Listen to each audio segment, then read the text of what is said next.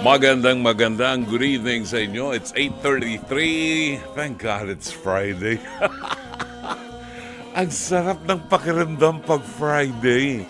Parang gusto mong alas 11 na ng tanghali ng umaga ay nakabalol ka pa sa kumot mo, sa comforter. At umuulan pa sa labas, di ba? Ay, nako, sarap ng feeling. Anong plan for this weekend? Wala. Gagastos. Bagong season, di ba? Bagong season sa Face-to-Face. Bibili ng wardrobe. Kasi walang nag-sponsor ng wardrobe ko. Bibili ng wardrobe. Kaya, yan. Tapon tayo ng pera. Ganun pa man, samahan niyo po kami until 10 o'clock tonight. About birthday ng kaibigan natin na si Myra Bulisay Lee. Happy birthday! At nanginginain sila ngayon sa Kain ng kain, ha? Masarap ang ulam natin. Yun, nanginginain sila ng masarap na pagkain sa Manila Hotel. Aba, nagkaroon din tayong pagkakataon na sa Manila Hotel tayo nag-celebrate ng birthday natin, di ba? Kasama natin si Jake. At ang barkada natin sa mga pilgrims ni Dr. Love. Today is the 4th day of the month of July. And this is a very memorable day for me. Ito yung araw na pagbalik ko sa Pilipinas pagkatapos ng 10 taong pamalagi sa Estados Unidos, sa Amerika. Bumalik tayo ng 4th of July. So, mahirap kalimutan. Itinawid na natin ang buhay natin noong 4th of July ng taong 1997. Samahan niyo po kami hanggang alas 10 ng gabi sa programang ito ng Dr. Love Radio Show. At tayo po ay napapakinggan sa buong Mega Manila sa 105.9 True FM, sa Davao 106.7, sa Cebu at Negros 101.9, ang Cagayan de Oro nakikinig po sa 101.5 True FM. Ang ating mga kasama sa Ormoc ay nakikinig sa 99.9 True FM Dream Radio. At sa Tacloban ay 107.9 Cabosas Radio. Kasabayan din po tayo napapanood sa True TV Channel 19, sa Signal Television at sa Satellite Channel 19. Siyempre, huwag din po ninyong kalimutang mag-subscribe sa ating mga social media accounts. Sa ating YouTube channel at maging sa Facebook, hanapin lamang po ninyo at True Network PH. At True Network PH. Ang ilan sa mga doctor lovers natin, ang mga pilgrims, ay may overnight ngayon. Oo, sa Antipolo, sa rest house ni Nelly Lim, na isa sa mga pilgrims natin. Supposed to be, kasama kami mag-asawa. Paano ka makikipag-overnight doon? May programa tayo rito, di ba? At saka may mga lakad din tayo bukas Kaya, hindi tayo makakasama. Sayang, di ba? Ayun. Bita ko na ng pera bukas. Kaskas ng kaskas kasi. Yun. Tsaka na problemahin ng bayan. Nako. Pagbabalik ko natin, ihahatid natin sa inyong mabuting balita sa araw na ito ng Biyernes. Sapagkat ngayon ay Biyernes, ang ating mga awiting itatampok ay mga awiting OPM, Original Filipino Music, mga awiting naging bahagi ng ating kasaysayan at siyempre bahagi ng kulturang Pilipino. So, antabayanan po ninyo sa ating pagbabalik ang mabuting balita ng Panginoon. Pagkain pang-spiritual, mga salita ng Diyos na nag-iiwan ng pag-asa, kapanatagan at kapayapaan. Pagkain pang-spiritual, hango sa bagong tipan ng banal na aklat. Pagkain pang-spiritual.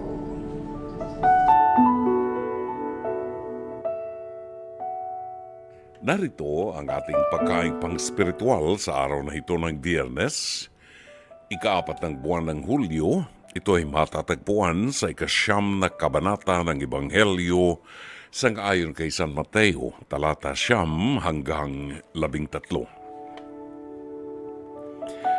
Pag-alis ni Jesus doon, nakita niya si Mateo na nakaupo sa tanggapan ng buwis. Sinabi ni Jesus sa kanya, "Sumunod ka sa akin." Tumayo nga si Mateo at sumunod sa kanya. Nang si Jesus at ang kanyang mga alagad ay nasa bahay, dumating ang maraming maniningil ng buwis at mga makasalanan. Sila'y magkakasalong kumain. Nang makita ito ng mga Pariseo, tinanong nila ang kanyang mga alagad, "Bakit nakikisalong inyong guro sa mga maniningil ng buwis at sa mga makasalanan?"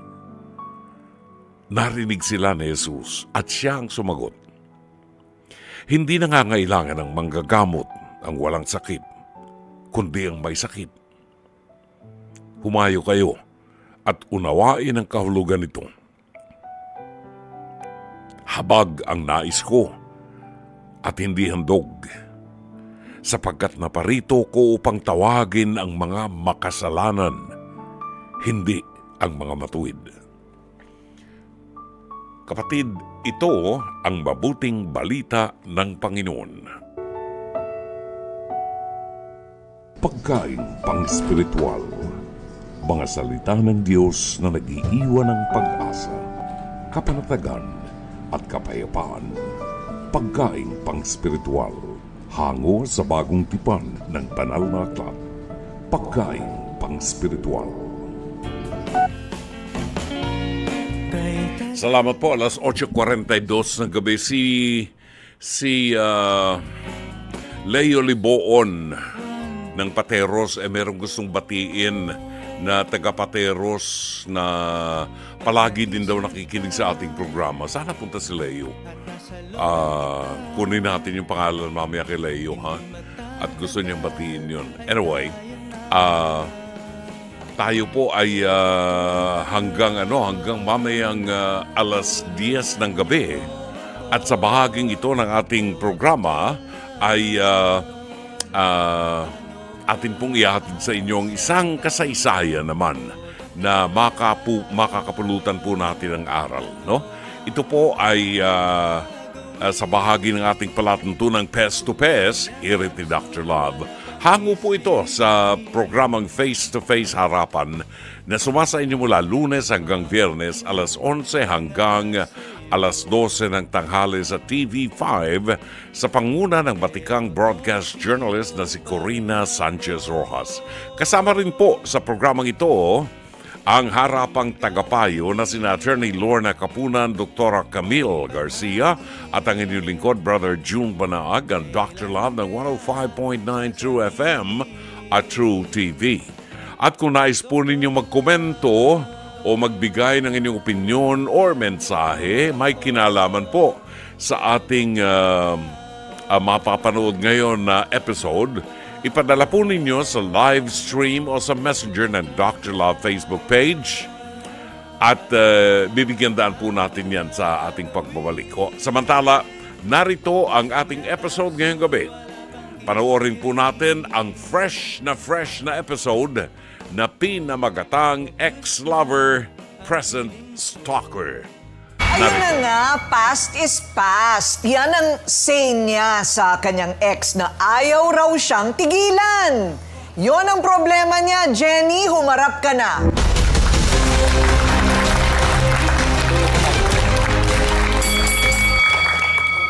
Okay, linawin lang natin na bading itong ex mo. Opo. Paano nangyari?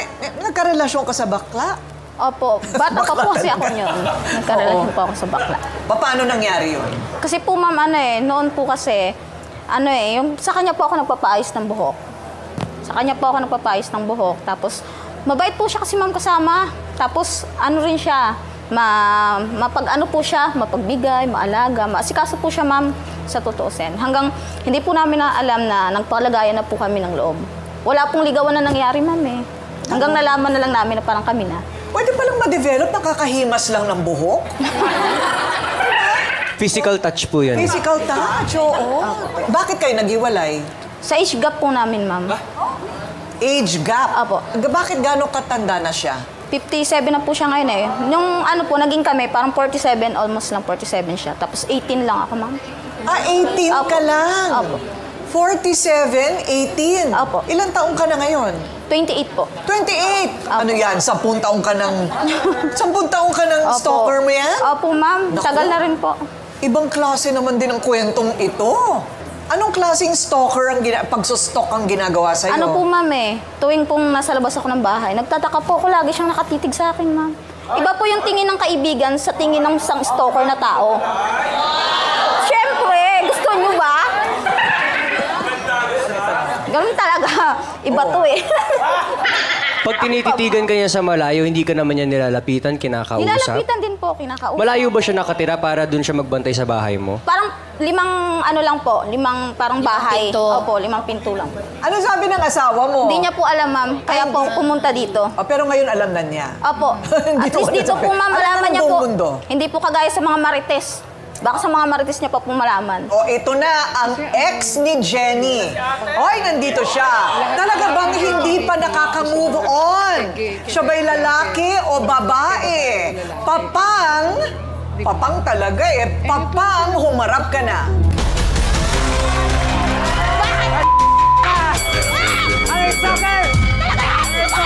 Yan na naglag na. Anong stalker? Ano? Papang, ano bang gagawin natin tungkol dyan sa pustiso mo nalalaglag? Matagal na po ito, ma'am. Alam ko, Dahil sa hirap ng buhay. gawan natin ng paraan. Opo, salamat po. Oo. Dahil dyan, bibigyan ka namin ng second hand. Wag, totoo, wag. Okay, teka muna, sandali. Akala ko ba iniibig ka nito? Bakit parang gusto ka sapakin?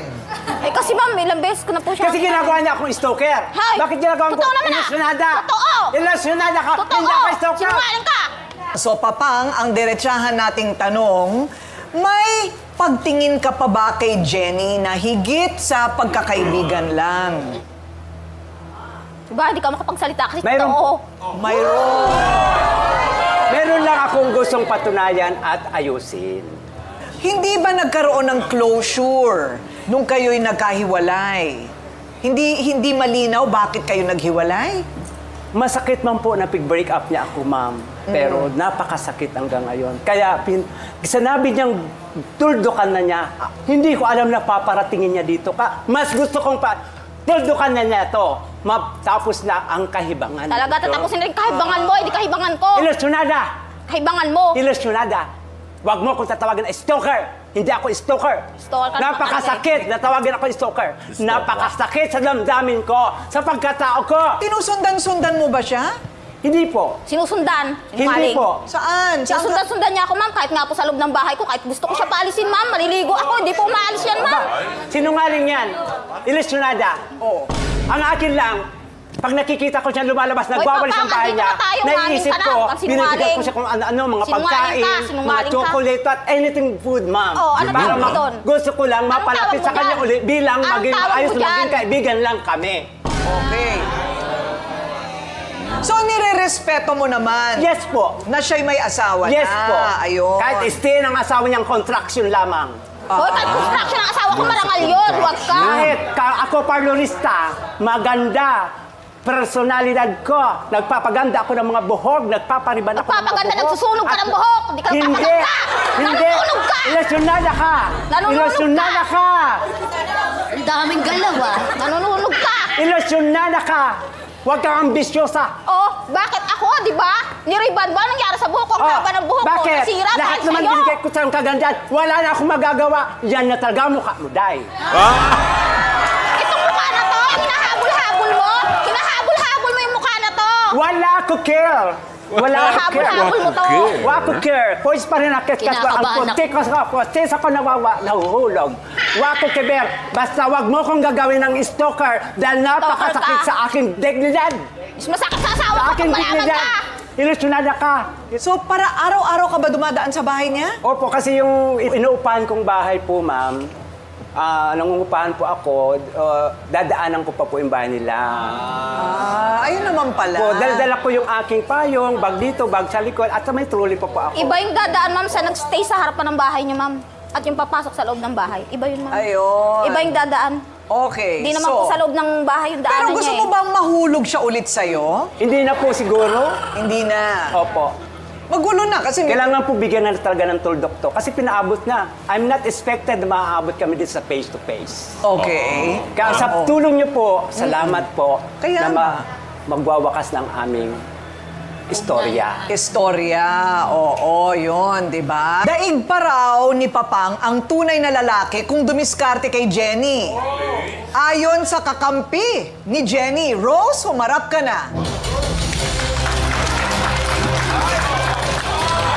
Kapal ng mukha mo! Lisyonada ka rin, parehas kayo lisyonada. Kapal ng mukha mo! Ilusyonada, parehas kayong dalawa. Sinungaling! Ikaw ang over napakasinungaling. Grabe, over and over again. Sinungaling po siya! Rose, kahit kailan ba, hindi mo nasubukan magpareban kay Papang? Pariban po ako sa kanya, nasira po yung buhok ko dahil po sa galit po niya, inano po niya yung kaibigan ko. Sinadya niya yung pagsunog? Hindi po, kasi may may galit po siya sa Tanggalin mo nga yung kaibigan ko po. tanggalin mo nga yung tali. Buhagagin mo nga. Ay, okay. O, ayan. Ito na ebidensya, imbis na gumanda, lalong pumangit. O, ano nangyari nga ba sa buhok niya? Ano ba nangyari sa buhok niya, Papang? Anong kailangan niyang gawin? Pakalamera kasi yan sa buhay ko. Oo. Okay. Sinasabihan ko siya, tigil-tigilan niya yung kaibigan ko. Dahil may pamilya na, may mga anak na siya at may asawa. Papang, sinadya mo bang sunugin ang buhok niya? Sinadya ko po talaga yung ma'am ko. Diba? Umamin ka na rin. Bakit? Kasi... Dahil masyadong intrimitida at pakaalamera sa buhay ko. Ayun. Dapat ang pakalaman lang niya ang buhay niya. Eto naman, kung may kakampi si Jenny, meron din si Papang, malisyosa na, ilusyonada pa. Chismosa pa. Ayan ang say ng kakampi naman ni Papang kay Jenny. Rosel, humarap ka na. Ambisyoso ka! Manggagamit, user! Sinungaling! Palipalit ang dalawa mga sinungaling! Nagsama pa kayo! Mga walang niya! Makakapal Nagsama ang pa kayo mukha! ng kaututan dila mo! Okay. Teka muna, Rosel. Bakit naman kay Papang ka kumakampi? Kasi po, malapit pong kaibigan ko to, tsaka regular customer po niya ako. Ayun. Lagi po ako nagpapaayos sa kanya. Ayun. Kaya papatunayan ko po na maganda naman yung gawa niya sa Kasi sinisiraan po nila yung kaibigan ko na daw po, na... Stalker. Opo. Sinisiraan ebidensya na nga. Tapos yung buhok daw, gustong-gusto mo naman yan eh. Bakit? Sinisiraan yung buhok? Inutang mo. Ang bakit yung buhok mo? Ipinangriban mo, Maganda yung buhok mo? pa. Tingnan mo yung buhok mo. Di ba Ako nagawa yung buhok ko. Hindi ko kailangan yung kaibigan mo. Pinaghihirapan ko, pinagtatrabahuan ko, Babangit ang kasi yung pampaganda ko. pagpapariban yan. Yun Kaya sa'yo. nagrereklamo niyan. Yun sa'yo, Hindi lang pinangutang mo kami Wala reklamo kang kundi pakialam marami. kung ngayon. Wala kang pakialam. Bakit ganito ka magsalita? Para kang ng bangka. Teka lang Kahit muna, paulit-ulit mo yung iriban, yung buhok mo, hindi na yung magbabago. Teka lang, Dapat Rosel. yung mukha mo yung inuna mo, Ate Rosel, question. Ate Rosel, mabait ba talaga si Papang kay Jenny? Gaano siya kabait? Para malaman Mabait po natin. talaga siya. Kasi po, binibigyan po siya lahat ng demand niya. Sinasabi niya po dito. Na, minsan nga po, sinabi niya na, po siya, problemado po siya sa pera. Kasi yung asawa niya po, minsan hindi nagpapadala. Stay in po sa trabaho. Tapos minsan po, wala pong padala yung asawa niya. Kaya po nagdidemand siya dito na pautangin siya. Pautangin po siya. Kahit wala na silang relasyon. Opo, Ayan. yun po. Nabalitaan din namin yan na sinubukan daw humiram, tas hindi napahiram. Opo. Sa 10 taon na nangyayari to at alam mo, bakit ngayon lang kayo nagre-reklamo at nag-aapila ng ganito? Bakit? Ba't hindi ka nagsalita dati? Hindi po kasi ako nangangalam sa kanila. Ang gusto ko po, siya po yung unang mag-react silang dalawa. Kasi sila po yung nakakaalam ng lahat ng nila. Yung relasyon po nila. Ang komplikado naman na pag-ibig, yung pinagtatalunan, may pera pa na involved. So, Meron palang ganon. may ganunan pa. Oo. At nasanla pa daw kay si Papang para lang may maibigay kay Jenny. Totoo ba to? True. Nagsanla ka ng sarili mong True, gamit. Lily. Ano sinanla mo? Yung gamit ko po man sa pag-home service. What? Gaya ng plancha ko sa buhok. O, wala na akong gamit sa plancha. Naisamla ko na, naibinta ko na. Totoo ba? Opo. Nasasanla ba ang plancha sa buhok? Oo, kasi branded po yun. Branded. Oo, talagang pinag-ipunan ko po yun kasi kailangan ko po talaga sa trabaho. Ang tanong ko, ewan ko lang ha, kasi ako gusto ko, friends ko pa rin lahat ng ex ko. Ikaw, Tuesday. Ideally, yun ang gusto natin. We want to be in good terms nga kahit nga hindi mabalik yung dati. Kasi minahal mo din naman sila, di ba? May pinagsamahan. Ang hirap ding laktawan lalo na kung taon, di ba? Pero ito kasi, pag malalim na malalim yung mga sugat, hindi na talaga maibabalik sa dating estado ang pakikitungo. Syempre. Kung mabuti kang Kristiyano, mabait kang tao, mabuti ka, di ba, na innate, kaya mong laktawan ang forgiveness, pero yung forgetting ang mahirap. Yung makalimutan, lalo na kung napakasakit, yun ang mahirap. Kahit gustuin man natin, napakahirap. So, tanging siguro ang lakas na galing sa taas na lang yung magbibigay sa'yo ng closure. Yun yung tinatanong natin kay Papang kanina, di ba, Papa? Ang hirap, ang sakit, pag hindi na isara. So, sara muna natin. Tapos saka natin pag-usapan yung friendship, kung meron pa. Gaano ba kahirap ang makipag-friend sa ex? Ako, ate ko ring, hindi ko kaya immediately. Kailangan medyo may pahinga muna and then after a while, pwede tayo maging friends. But not super friendly, kailangan civil lang, wala tayong masamang dugo sa isa't isa. Kasi respeto yun sa future partner niya at sa future partner ko na ang pangit naman nun kung sobrang close pa rin ako sa ex ko, pero meron na akong bago. Siyempre, para din sa peace of mind nung partner. Oo. Friends lang, hindi naman kailangan super close. Yes. Hanggang saan lang ang relasyon ng mga mag-ex? Ex-lovers, ex-boyfriend, hanggang saan lang dapat? Papang, huwag ka nang umasa na minamahal ka niya kasi meron na siyang karelasyon. Kung tumatakbo siya sa'yo para humiram ng pera and all that, kung ano man ang kanyang mga intensyon, tigilan mo na. Respetuhin mo ang sarili mo and hindi mo na kailangan ng closure. Kasi andyan na, obvious na yung tapos na ang inyong relasyon. Mamuhay ka ng sarili mo, suportahan mo ang anak mo, sabi nga ng audience natin, at pabayaan mo na siya sa buhay niya. Kung wala siyang pambili ng tsokolate, problema niya yon, di ba? Now, kay Jenny, siguro dapat respetuhin mo rin yung status mo ngayon na may karelasyon ka na. Sa mga lalaking katulad namin na nagpo-provide sa inyo, ang laking insulto para tumakbo ka doon sa dati mong karelasyon para humingi ng tulong. Para matigil ang lahat, put an end to this, mamuhay ka ng sarili mo, kalimutan mo siya, this will be a good start. Ayan, ang mula kay Dr. Love. Kanta nun, Pilita Corrales, di ba? Pilita Corrales, ibig kong ibigin ka. 11 after 9, tunghayin natin ngayon ang mga reaksyon ng ating mga Dr. Lovers sa ating Pest to Pest. Hirit ni Dr. Love si Jenny Magno na nagbubula ang bibig ngayon sa galit at inis. Sabi ni Jenny, sa pagkatao ni Papang, parang hindi naman siya stalker o may pagtingin kay Jenny. Sorry, pero beking-beki siya kaya wala talaga. Huwag nang umasa. Pero ang sabi ni Papang, walang nangyari sa kanila. Hindi siya nakarating sa langit. Walang pisikal na nangyari, sabi ni Papang. Sa 6 months ng kanilang relasyon, walang nangyari. See? Yun di ba? Iba yung pakiramdam siguro ni Papang. Iba yung pakiramdam niya. Kontento na siya nung malaman na may nagmamalasakit, nagmamahal sa kanya. Pero walang attraction na physical Gamski Tisoy, sabi niya, pati pustiso, galit na galit, nauna pang sumugod. Actually, siguro 3 beses na laglag yung pustiso. 3 beses niya dinampot sa floor. Oo, talagang gumugulong siya doon sa floor. Tapos sumuli. Anyway, sa Eunice Pipito, sabi niya, from stalker to pagpapaparlor. Yan na ang naging story. Yun. Actually, si Papang kasi, nag-aayos ang buhok, nagpa-plancha ng buhok. Anong tawag doon sa nagpa-plancha? Rebond. Oo. yung rebond, ang nag-introduce pala ng rebonding ay si Mama Ricky Reyes. Siya pala nag-introduce ng rebonding dito sa atin sa Pilipinas. Marie Santos, so hot pink na kulay ng buhok ni Papang. Pagkakamalan pa ba nating may gusto siya kay Jenny? Diyos ko dahi. Obvious namang hindi sila talo. Di ba?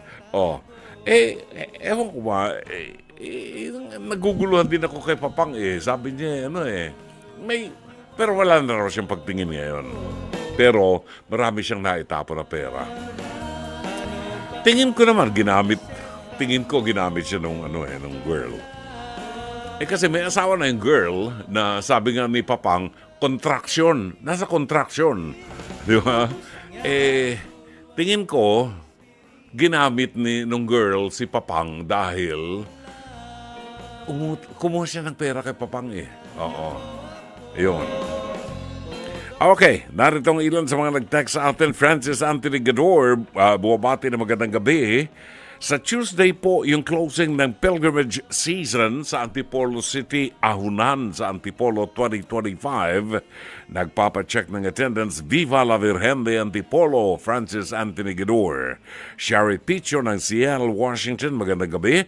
Angelita Banataw ng Pateros, Metro Manila, na ngayon ay nakikinig sa atin habang kukuya-kuyakoy at humihigop ng sabaw ng balut na mainit na mainit. June Banaag, First Friday po ngayon. First Friday of the month, marami mga magpupunta sa Quiapo niyan. Garcia Vincent ng Gloucestershire, UK. Good evening, Dr. Love. Watching here in Gloucestershire, UK. Magandang gabi. Anong oras ba dyan sa inyo? Alu D. Camp. Magandang gabi. Nagpapacheck ng attendance si Alan Hunko. At shout out tayo kay Maria Erica Lopena, Yek Lopena, at siyempre ang kanyang kaibigan na kasalo niyang umiinom ng kaping templadong-templado, si Riza Templadong Parang Kape. Maria Rosario Savera Chakluti ng Novaliches, Quezon City. Ang kaibigan ko si Miles Macabentaraya na hanggang ngayon ay nagtatago pa rin sa bunker sa Tel Aviv. Bago ba't wala nang bumabaksak na bomba, nagtatago pa siya dahil air-conditioned ng kanyang bunker sa Tel Aviv. Si Jobert Dasera Tripoli ng Baybay City, Leyte, ay nag-text po sa atin. Sabi niya, Dr. Love, pabati po ako na kumakain ng ulam ko sa baw na isda at pusit na may sili na labuyo. Sa sarap, kain po tayo. Kain na kain, ha? Siling labuyo sa pusit. Yan. Susan Reyes Montinola ng San Pedro, Laguna. Ao Villaflor, happy weekend po sa buong familia. Lori Feria Flores ng Pasay City. Bobby Omania sa Diasa, watching from Balasan, Iloilo. Ay nagkapamati sa Iloilo, ambot sa mo. Bobby, maraming salamat sa mo, ha? First time texter natin siguro ito. Bobby Omana Sadyasa ng Balasan, Iloilo. Nagkapamati sila sa programa naton sa Iloilo, kag sa Bacolod. Zygel Janoya, good evening, Dr. Love. Lilian Panaligan Buen, always watching. And Julieta Sugitan, magandang gabi po sa inyo. Babalik tayo ang oras natin, ganap ng alas 9:17 ng gabi. Salamat po, 9:25 is our time. Si Mariví Viola ng Baguio City na nakikinig ngayon ay bumabati po ng happy birthday kay Myra Bulisay. Palagi ko itong oras na ito, baka pauwi na si Myra Bulisay. Galing sa kanilang birthday yan. Ayan, di ba? Nag-birthday yan sila sa sa Manila Hotel, sa Ilang-Ilang Cafe, Ilang-Ilang. At kung nakikinig si Myra at saka si yung kanyang kapatid, anong pangalan ng kapatid niya? Si Roy Bulisay. Binabati ho natin sila ng happy birthday kay Myra Bulisay. Thank you very much. And siyempre, Elizabeth Villa Gonzalo, binabati natin ang ating anak si Minnie Nina Ferrer ay nakatutok din sa programa natin. Magandang gabi. We'll see you on Monday. Si Mina Ferrer. Sino pa ba yung mga regular na mga nakikinig sa atin? Kumaring Zenny Dayang Hirang. Magandang gabi at happy listening to you. I hope everything is fine with you guys. Samahan niyo po kami kay nakikinig sa palatuntunang Dr. Love Radio Show hanggang alas 10 ng gabi. Pagbabalik natin ating tutunghayan ng isang liham kasaysayan na tampok natin ngayong gabi. Samantala, narito ang awitin ni Celeste Legaspi. Una kong narinig ang awiting ito na inawit ni Dulce, ng ating kaibigan si Dulce, buhat sa stage play na Kate, no? Na ating pinanood noong araw. Narito ang version ni Celeste Legaspi sa awiting Minsan ang minahal ay ako. Alas 9:32 ng gabi ang tumpak na oras, araw ng Biyernes, gabi ng Biyernes, ika-4 ng buwan ng Hulyo, narito ang ating tampok na liham kasaysayan ngayong gabi. Ito ay padala sa ating palatuntunan ni Mikey ng Quezon City. Dear Dr. Love, magandang gabi po sa inyo. Tawagin niyo po ako sa panghalang Mikey. Ako po ay 36 anyos at naninirahan sa Quezon City. Matagal na rin po akong freelancer kaya nasanay po akong magtrabaho sa iba't ibang projects at companies. Ito na rin po kasi ang nakasanayan ko mula nang magsimula akong magtrabaho right after graduation. Meron akong projects na tumatagal ng 3 to 6 months, meron ding 1 week lang, o di kaya isang araw lang katulad ng corporate events.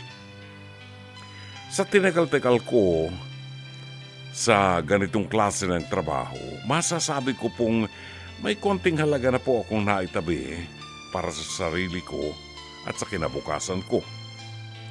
Hanggang sa nagkasakit si tatay sa liver at kailangan niyang ma-ospital ng matagal at kinailangan niya ang tuloy-tuloy na gamutan. Dito na po ako nagpasyang kumuha ng mga project online para may dagdag na kita para sa pangailangan ni tatay.